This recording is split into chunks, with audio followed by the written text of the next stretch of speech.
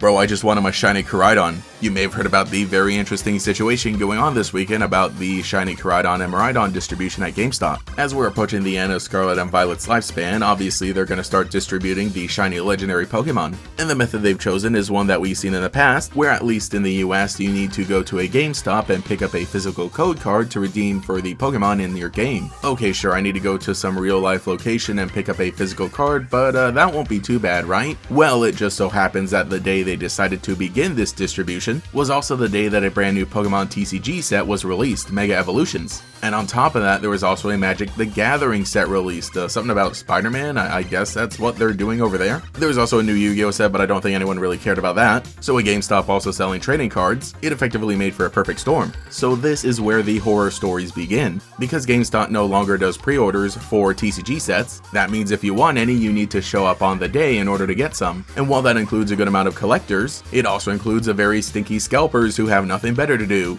Also, in terms of the actual physical code cards, apparently many GameStops were not given a large supply. To add on to that, basically everybody who bought anything Pokemon was given one of these code cards. So while that does include some of the collectors, it also includes the scalpers who are just going to turn around and sell everything, and boy did they ever. The code cards are listed for like $40 minimum on eBay, you know, for something that's supposed to be free. But even then, if you were only in line for a code card and not to buy any trading cards, some people were told that they needed to spend money in order to receive a code card, which is not supposed to be the case. Probably some of the confusion came about because normally whenever a new TCG set releases, will include like a stamped promo card, which you get if you spend at least 15 on Pokemon products. So because there are two cards that were supposed to be given away for free, probably a few places confused the two. I also heard stories of some people being told that they needed to spend more than was advertised, but even then, just some people being told that they needed to spend money at all to get something that was supposed to be free is, you know, really dumb. And I suspect that some locations did this purposely in order to try and corral all the people showing up, which even still is not something you're supposed to do. So this has resulted in a disastrous weekend for anybody who wanted the shiny legendary Pokemon. Mismanagement on basically all ends.